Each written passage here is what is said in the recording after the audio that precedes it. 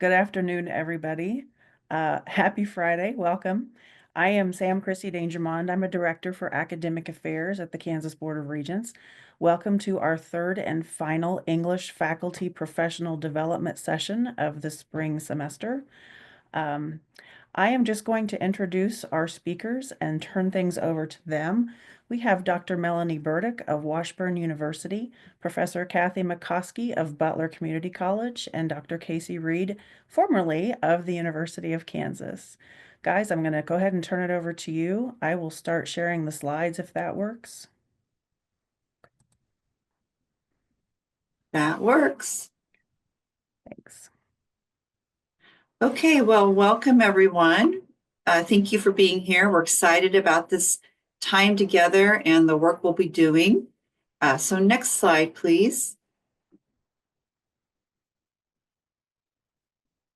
So this will be time, like it says in our title, putting it all together, working time and questions, to have your individual campus groups work together on specific issues and problems, questions that you have, something that we'd like you to decide on what to focus on for this time. And Casey will explain that more in a minute.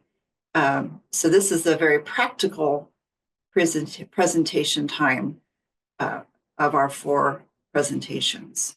Next slide, please. So as we have said before, please participate as actively as you are comfortable. Cameras on or off. Take breaks as you need. Use the chat. Use gestures to raise your hand or share a feeling, although sometimes you will be into your individual small groups. Also, it's fine if you have children and pets Zoom bombing us. So this is pretty laid back. Next slide, please.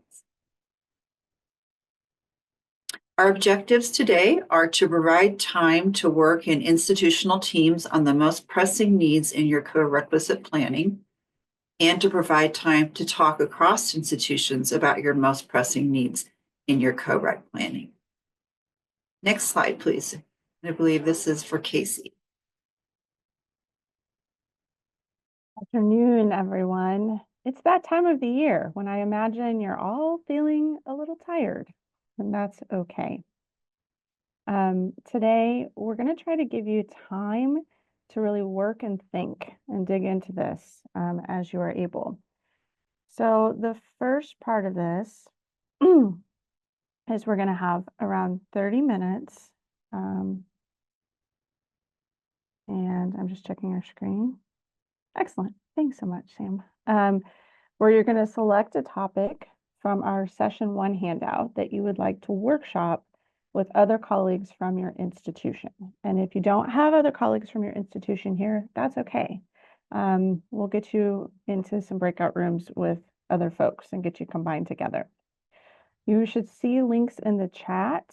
The first link is to the session 1 handout, so you can go through that handout as a group and focus on, figure out kind of where you want to have your focus. Our goal is one thing. We know this is not a lot of time to talk, and with some of these topics, you may just be in different places in terms of your decision making. So you may be working little details out, and so maybe you come to one decision today about something new or a next step. You may be still trying to figure out the big picture on something, in which case definitely just think, what is one small part of that that you can maybe figure out and move into the next steps. For many of you, you may decide that you're wanting to talk more about course design and/or faculty professional development and how you're going to be handling that. So we created a separate document for you to fill out just for those facets of co-requisite development and implementation. In the first 30 minutes, as I mentioned already, you're going to work in institutional groups. In a second, we'll put up the next slide, and that will have the number of breakout room right next to your institution name. And you're going to be allowed to go choose that breakout room to go there.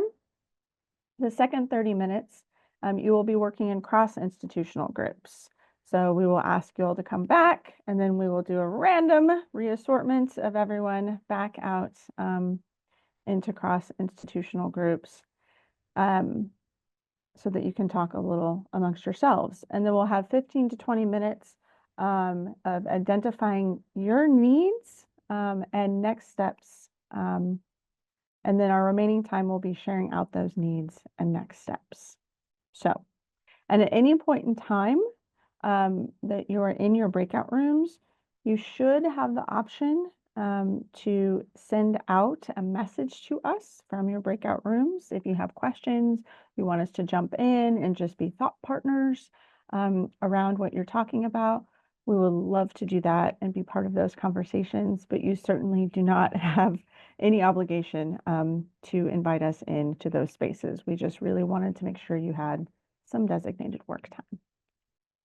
Next slide, please.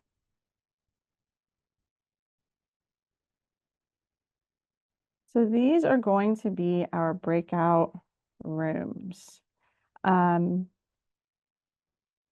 you will see, we have, before we came in here, we thought we had around 22 or so, I believe. Is that right? Institutions signed up. But we've got a breakout room set aside for each institution just in case, as well as one extra. If you would like to go ahead and make your way to your breakout room. Well, welcome back. Is everybody back? It looks like. Yeah, I hope you had some good conversations in your rooms. Before we split up into small groups again, we thought it would be nice to just share out some of the decisions you either made in your groups, or if other issues that you all discussed, you could share that with the whole group. And I think it would work best if you just raised your hand and like with your, not like your real hand, but on the Zoom hand. And that would help us see who would like to talk, since we have so many folks here. So please let us know if you could share from your group, please.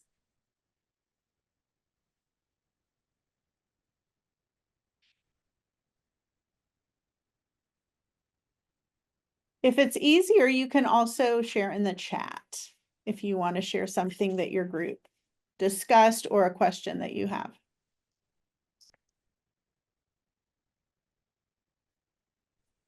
I think our group, let me just put my video on. I think our group mainly talked about the ALP model and the embedded tutor. And remind me, Kara, I remember Corey saying how some students might feel, when part of the class, will leave, and then some of them will stay with the tutor. So like what stigma around this, and how we can reassure students that this is like just for their sake and for their learning progress. Yeah. I think Kara can talk more. Okay, thanks, Aya. Yeah, we just talked about, at Washburn, we've gone through different iterations of the ALP or ALP-like approaches. And a challenge has been just, the stigma that students can feel, and about, being perceiving that they're in the dummy class or whatever, and how we just frame the model for them and present it in a way that hopefully instills a more positive feeling about it from the get-go. Do other folks here have ideas of how your institution is either planning to or has in the past framed the ALP model so that students don't feel stigmatized?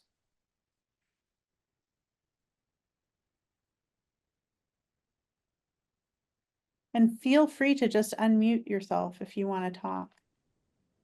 Kathy, you should jump in here. I was going to say, in our experience at Butler, which has been a lot of years, we have found that really there isn't a stigma. And if you're from Butler and you think otherwise, please jump in. But in our experience that it just doesn't exist. We thought it would, but it doesn't.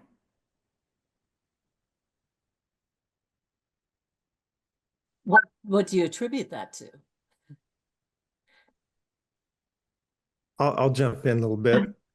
I actually did my dissertation on the integration of our ALP program. I think what we found was that the stigma disappeared pretty quickly by about the third or fourth week because students really felt they had developed a relationship with the instructor that was based on some trust. It wasn't about moving to another classroom. Now there's a smaller group. Oh my gosh, we're the dummies. But hey, we're moving to a smaller classroom and I have much more individual attention given to me. And that's helping me. We typically find that those students by midway through the semester are performing typically better than the correct normal 101 students. They also persist at a higher level up through Comp 2 and as well. And we have tracked in terms of our completers within our division actually, but a lot of our completion numbers have increased mostly because what we're seeing are more students who are coming in, not dropping out of those English classes, but persisting. And once they leave out, that's an expectation that they have with their other instructors that they're going to build that same kind of relationship where there's more trust, there's much more interaction, and they feel much more engaged. I'll be quiet now. I just saw Julie Kratz's note. Thanks, Julie. And yeah, our courses change rooms, and that does help too, I think, because there's a complete change of space. Do you find, because we talked about that a bit too, and we've had both a kind of model that was true ALP, students meeting with the same instructor immediately after they're in the co-rec portion, and then one where it was a class of students identified as needing extra support, and that we found much more problematic than the ALP approach. So we're kind of moving to something that, although we can't fully do the ALP approach for various reasons, at least takes what was positive about that. Now, when we did that, it was the same classroom. One concern I would maybe have about doing different classrooms, I'm curious if others have experienced this, is having students not go to the second classroom. I feel like when they're in that room, and then of course you say like, okay, we'll take 10-minute break and I'll see you back here. But you know, the more you give them the chance to kind of sneak out, have others found it to be a problem? I definitely have had that happen. The more they get to know me, the more I think it works better. Like, I'm like, well, I'll see you soon, you know, or I mean, there's more connection, but definitely. And then if they do that, I really communicate with them soon about it. I know I went to an ALP workshop and I don't remember where this was, but I do remember the person presenting said that they stayed in the same classroom and they told the entire class that there are some students who are choosing to stay after for extra support in a second class. And if you ever feel like you need extra support, you can stay after as well. And they said that they had some students who would occasionally stay for the second hour. And I'm not sure, again, I'm not sure where I heard that, but I'm wondering if anyone here has framed their ALP co-rec in that way. Or if you've ever heard of that. We haven't framed our ALP program that way, but I have certainly had students who have done the very same thing. They've said, you know, I would like to stay after class and work, you know, with your ALP group. So for help on my paper. And they were college level students. So the stigma was not there. Usually ask my students around week 2 or 3 if they're okay with me inviting, other students from the 101 class, just like kind of making that announcement. But I've always had issues, just ethically, that the 060 students are paying to be in that class. And so I've always felt really weird, just like inviting everyone without asking my 060 students. And so I think we kind of all fall, on a different place on that spectrum, but I think there's different ways of doing it. Thanks, Andrea. That makes sense, asking permission. Anyone else? I just recently started this past semester, and I had kind of framed it as almost like a tinkering, like with what you've done. And I mean, quite honestly, I've told the class, like, every single person, including every person in the campus, could use extra tinkering with their work, just like I do after I write something. So I think looking at it as like a way to get like an opportunity to see how we can like really dive deeper into one idea and then play with that in the essay or what they're writing. A lot of students really latched onto that. I had a student in the regular like one asked to join, and I didn't know what to say at that moment. But I think like that, looking at it like that is kind of like a way to play with writing, rather than like you're here because you need help. I mean, everybody needs help with writing.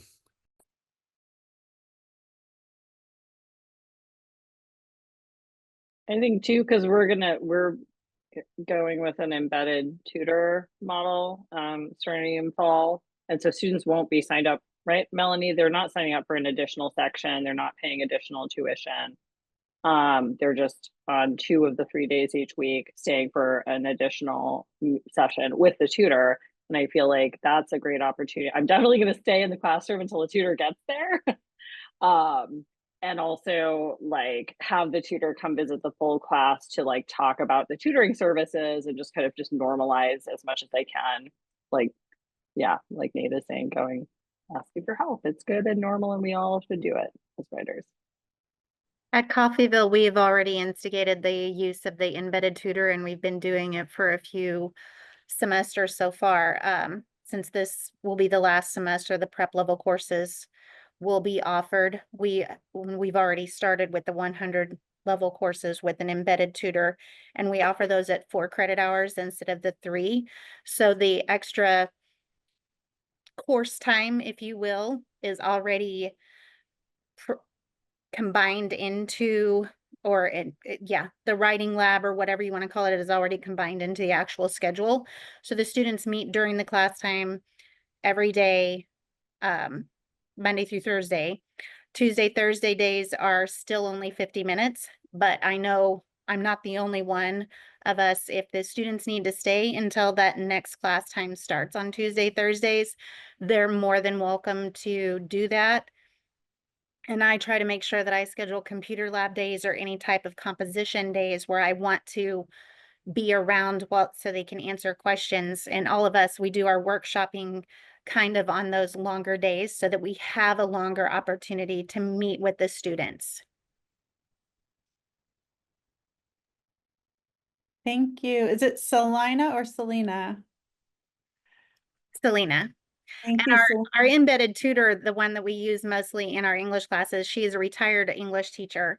And so one thing I've told the kids, I said, you guys need to make her feel really needed because she likes to be here around you guys. So ask her lots of questions. So then it kind of works both ways so that they're asking her questions and bringing her in. And she likes to just go around and see what they have to say too. So, I kind of play it both ways. Thank you. So I have a question for you, Selena. With the embedded tutor model, so your class might be a class of all students who could benefit from an embedded tutor, or is it a mix? So right now, what we have at Coffeyville, because our schedules were not conducive to actually doing an ALP program, it is like this semester I said will be the last of the prep level course.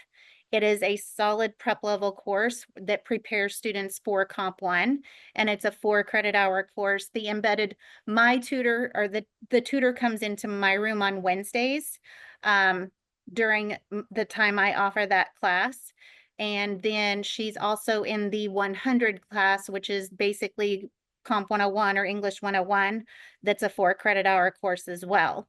After this semester, anyone who does not test into like the regular or placement scores or other predictability multi-measures do not indicate they go into Comp 1 will be in a Comp 100 course. That's a 4 credit hour course where we will have an embedded tutor once a week. Thank you. Did that answer your And question? It did, and I one more quick one. Like, Sure. what is the class size for that anticipated for that 4 credit hour class? So it actually varies. Last like fall semester, classes were a lot bigger. And to me, it's harder for us to work one-on-one with the students with a larger class. I think there were 21 or 22 in the class for the 4 credit for the fall. Right now, I have 8 and 11. And it is so much easier. Like I don't even, like I hardly ever sit at my desk. I'm usually around at different pods in my classroom. We're talking about what we've read, discussing literary elements, discussing whatever else is current issues or whatever that goes along with the reading.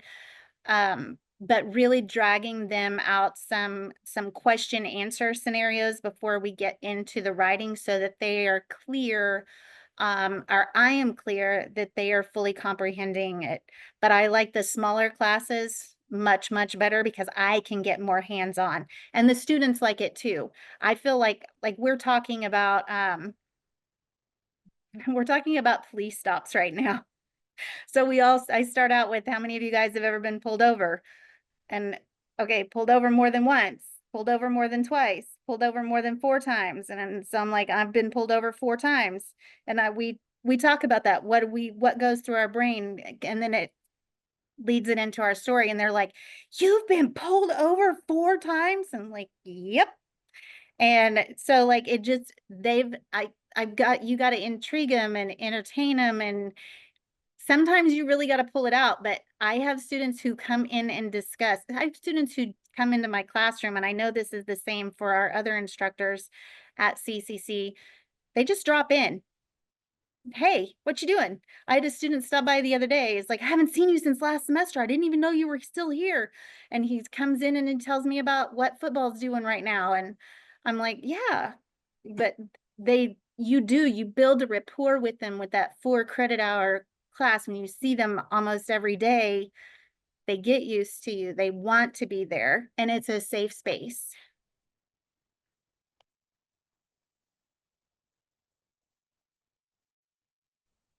Thank you for that. This is a great discussion. Do you all have other issues that came up, questions, or things that you would like to share from your small groups before we go into our next activity?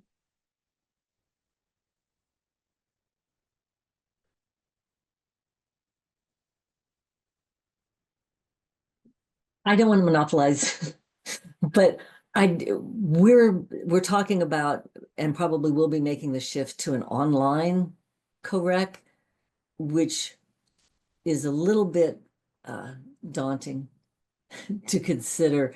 And I know this is our last session, but if this is going to be repeated, next year, I think online co-rec might be something worth focusing on and talking about, because I don't think we'll be able to get much resolved today on that. But it really is a challenging prospect. I would second that 100%. Like, I'm from Cloud County Community College. We have a co-rec in place now. It's hybrid, 3 credit. They come in one day, one Tuesday. On the other day, they do their hybrid work online, which is courseware through McGraw-Hill Connect. but I just can't wrap my head around how to replicate what we do in person that one day in an online form, because like was previously mentioned, it's going to each student individually, seeing where they're at, providing feedback, Right. seeing what's going on with them outside of the classroom to build that rapport. And I just can't understand how to do that asynchronously online in the same amount of time, basically. So I would love to hear other ideas and thoughts about that as well.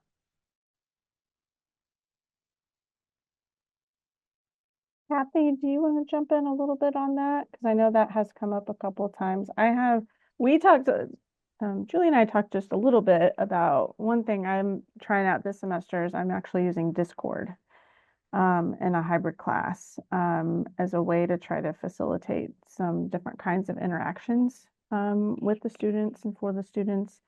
But also I'll probably get my hand slapped about that later through IT. So, you know, I'm not saying anything about your IT policies at your institution. I know nothing about them, but Kathy, you want to jump in? Okay. Julia, could you give me the overview again of what the issue is with your online? Because I was looking at some of the chat. Sure. Our current issue with online is we don't do it because I don't understand how to do it well. Right, I get it. We do a hybrid 3-credit co-rec. So students come in, it's a Tuesday, Thursday class. Half of them come in one day in person, and then the other half is doing their online McGraw-Hill Connect exercises with adaptive questions for practice that other day. So I know some people can use courseware to accomplish online things, but I just don't know how to replicate that in-person component, which I feel is really the more valuable part of the course in a fully online section. Right. Well, and Andrea or Corey or Cheryl, you've all taught this too, so feel free to jump in. But and Jim, I definitely wondered how in the world that was going to work. And I was not the first person to do it at Butler, for sure. I learned from a lot of other people. But basically, it's a English 101 running at the same time as a fundamentals. And then you have to be really careful about how you scaffold. So you want, which is easy in a way because you're the same teacher, right? So you can think about, I want to start another paper at a different time. What gets tricky is in the middle when, they're always working on something. But trying to keep that scaffolding, lined up so they're not doing the same kind of thing at the same time. Trying to get fundamentals to do things ahead, like learning some concepts ahead of the 101. And something we've been really trying to do more here is to lessen the load of the fundamental students' work, like trying to get more bang for our buck with assignments, like, an assignment that can do more than one thing to help grow their skills and not take as much, not multiple assignments instead. And trying to be more intentional about that. And also that everything in the fundamentals class is somehow connected to what we're doing in the 101. So very tightly scaffolding. So there's a couple other people in the chat that reached out and said they'd like to talk about online. And I would certainly be happy to get a little Zoom together and we could talk about it and I could show like how some of our shells look in Canvas. Anybody else on that? This is my first semester teaching ALP online, and I taught ALP face-to-face for quite a few years before I did it online. And it has been a real struggle to figure out how to get, a relationship going with my students. I think I do feel fortunate that I've taught online for a long time. And so I know that weirdly, for me to have a good relationship with my online students, I don't actually have to know them. Like they have to feel comfortable with me and feel comfortable reaching out to me. But I don't have to have lots of synchronous communication with them. So in other words, like I don't need to have Zoom and phone calls with them in order for them to feel comfortable reaching out to me or to make them do that. So one of the ways I do it is I have lots of videos of me in the class talking, and then I encourage them to send me videos, right? So I have my students make videos talking through their papers or like talking through issues. We use Canvas, and it's pretty easy for students to record videos, or to even like record them on their phones. I have required students to do Zoom and phone conferences before. I was not brave enough to do that in my ALP online because I've taught developmental English online before, and I know how scary it is for them sometimes to deal with Zoom and all of these other elements. So I didn't require them to, but I did like offer the option to sign up.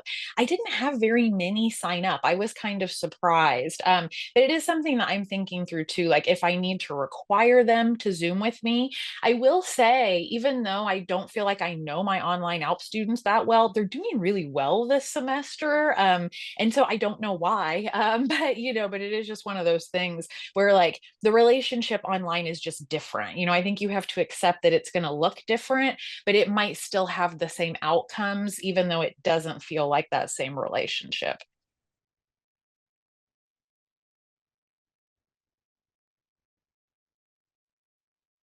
Thank you, Andrea.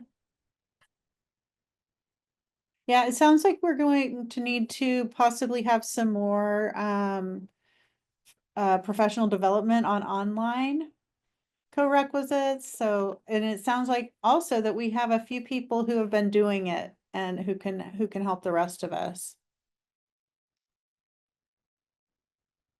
Anything else you all would like to bring up?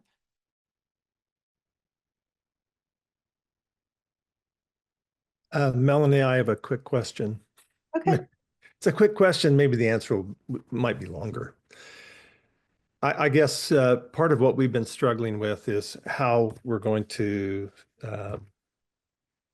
because of what's coming to the state, how we're going to begin to maybe co-rec reading as well into either ALP or English.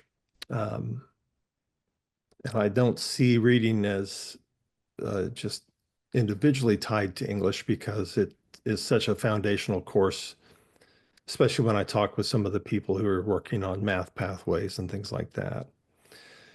So I guess what I'm asking is I'm trying to understand what the argument is behind not funding a a standalone reading class that we know, at least at the community college level, is a need that many, and we have a fairly large cohort of students who come in and need either an O11 or an O12 reading course.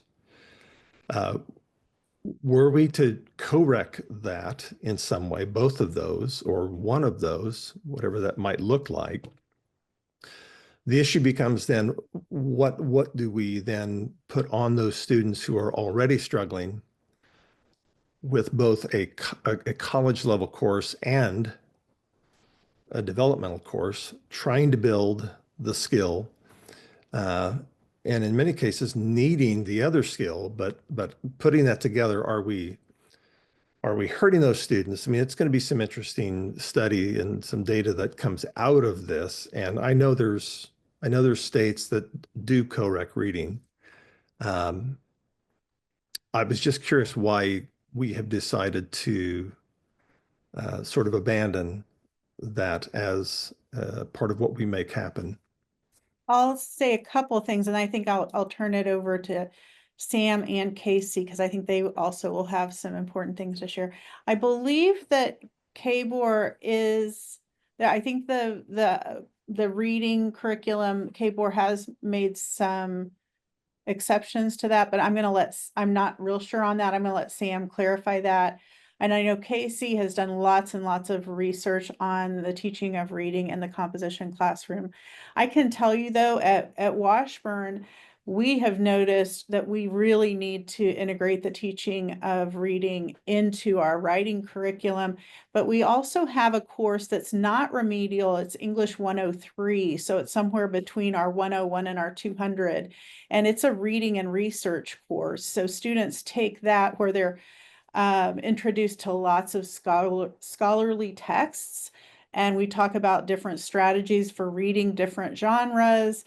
And we talk about how you do different types of research. So it's not a writing class, but they do work with more complex texts throughout the semester. And we have found that that has really supported our English 101 students, or it has been a nice bridge between 101 to the higher level composition classes.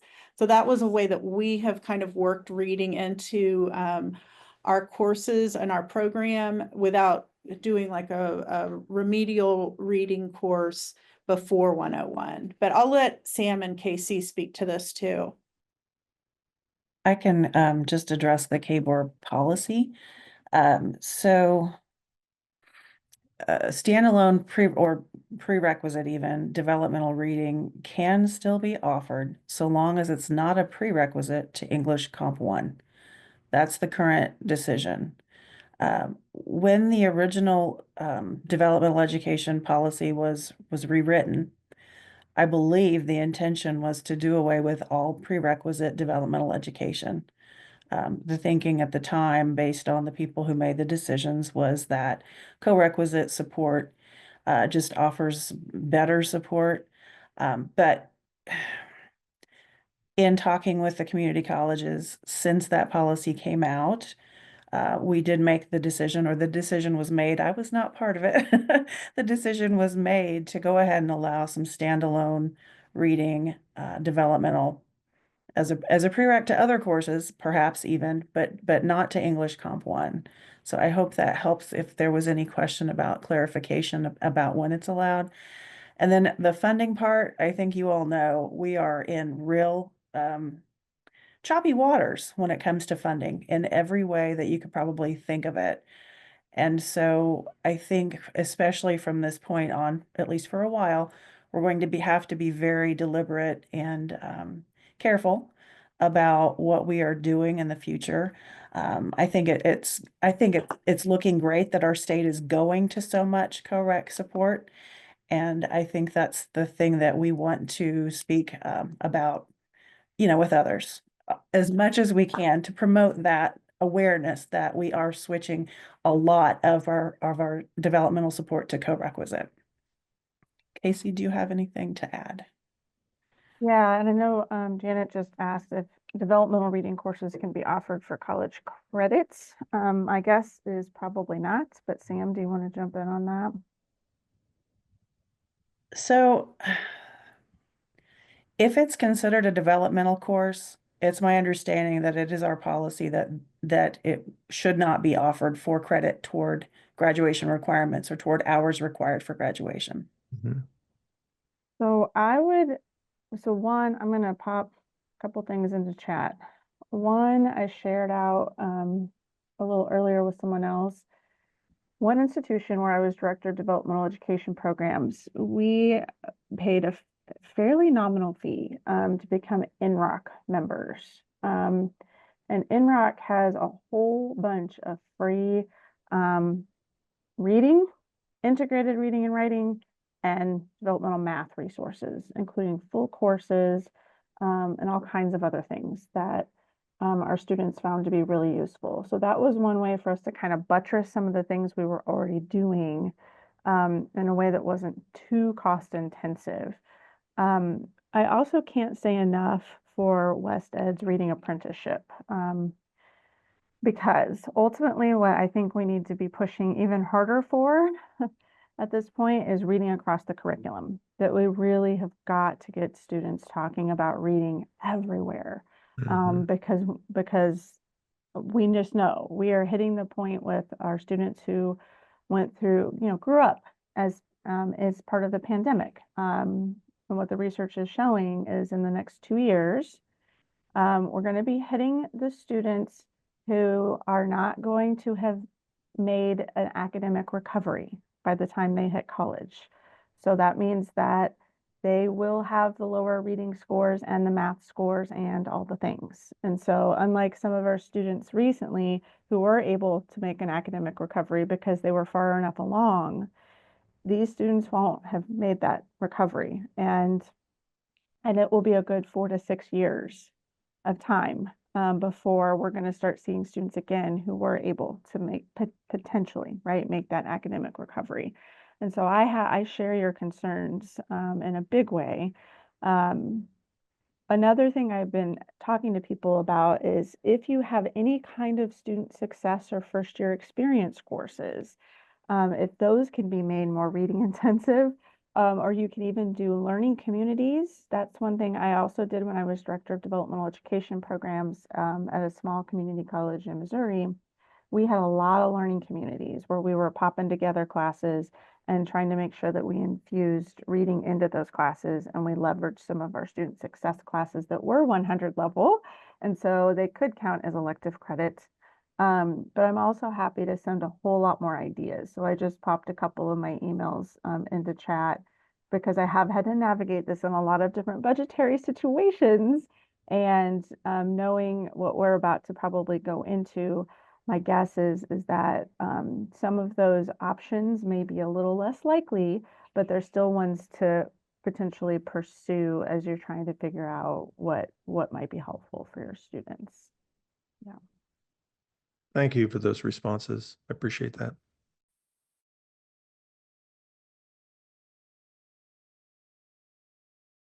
All right. So Casey and Kathy, are we ready to move on? All right. So I think we're now at our point in time where we're going to get everyone into 13 breakout rooms of mixed company. And so it should be around 4 to 5 per breakout room. We're going to have Sam just disperse us so you don't know who you're going to be with. But we urge you to bring these concerns to the group. So either bring the things you worked with as a team, or perhaps if you want to, it sounds like online, there's a lot to talk about. Perhaps some reading related concerns, or anything else that you want to bring to your colleagues across institutions, so we can sort of tap into the collective wisdom. Given where we're at in time, I think perhaps we're at 3:22, maybe 25-ish minutes instead of 30, and then we'll come back to the group and do one more round of share out before we close out for the afternoon. So we wanted to finish things out today with a conversation about needs and next steps. So I really want to put our focus more on the second bullet of some resource needs in particular. So if you all wouldn't mind taking a little time to put into chat, we'd like to actually get this captured if you don't mind and are able to access chat. What resources do you need to implement co-requisites in your unique context for your students, faculty, and institution? Who do you see needing to be involved in acquiring those resources? And then when and what might be some of the deadlines associated with those needs? Okay, so definitely best practices for online co-rec. We need a lot more of that. Great. Classroom space. Yeah. Great.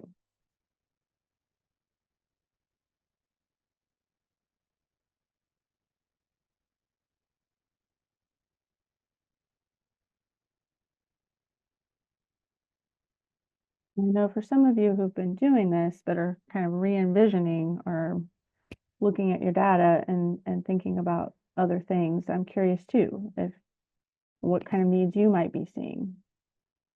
I know AI was coming up a lot earlier, so I don't know if there's anything. Okay. It's like yeah, AI detection tools. Okay. OER models. Great. I think that's a great idea. Scheduling. Yeah, that is tricky.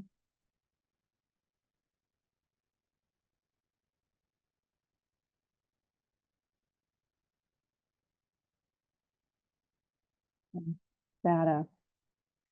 I'm glad you brought that up because I know a lot of times when these kinds of initiatives come down, that KBOR I can't speak for Sam and Jen or KBOR at all, but there's probably going to be some data needs. So that's definitely a good thing to know.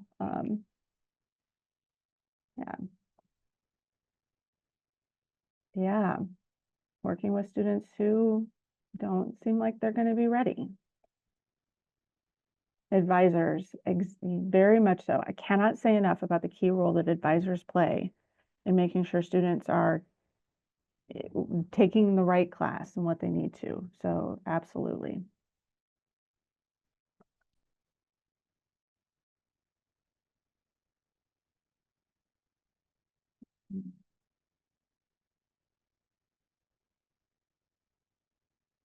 Yeah, I'm seeing data, some more data. Good. Reading, great. Okay. So it sounds like I'm hearing so far online, AI, scheduling issues, which is kind of an interesting thing to think about. So I wonder if there might, even just a short conversation with tips and tricks from places might be great. Sounds like data, there's some data needs, potentially some more around reading. And those low readers and writers. Yeah, see, and that's, yes, yeah. Having more conversations around that, I think it's going to be important, especially giving you all maybe some time to try to figure out what other resources you might have at or near your institution that might be able to be supportive in those efforts as well. Yeah.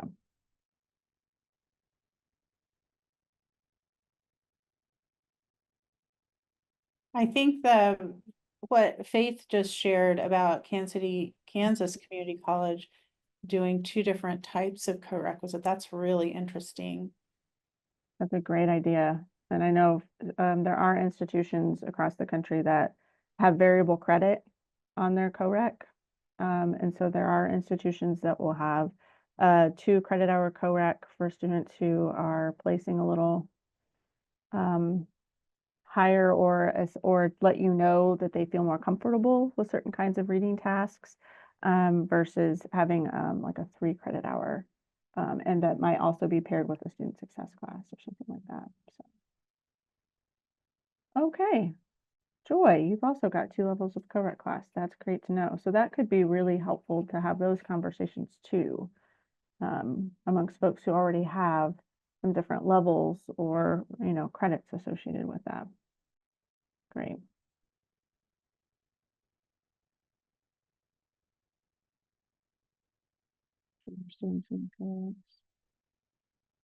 Yeah, I think that's going to be interesting to look at too, is, if a student is coming in and their first semester is loaded up with English and math, co-recs, how is that? I actually was having this conversation at one of the institutions I'm at right now outside of Kansas, and they've gotten very into guided pathways and have created all their maps, and they've got all their students. They've now got a year of data on all the students taking math and English, which includes, right, co-rec kinds of options in their first semester as a requirement. And the success rates are not awesome because a lot of those students are not feeling very motivated because they haven't had any of their discipline passion project kinds of classes because of the number of credits they're taking in the gen ed. So I do think those are good things to think about and conversations to have.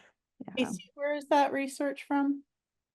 That's from the institution where I'm at right now out here. So let me see if I can get a hold of anything because it's all internal data. But yeah, that's been my concern about some of that push for a while too. And I love that sorry about the last C, having the ESL version. That's something I've taught as well. And I think that also would be helpful for folks to share out because there are some other considerations for that. And I love that you've got the different credit hours. That's great. Okay. So other professional development needs or anything else that feels like it might be supportive resource-wise?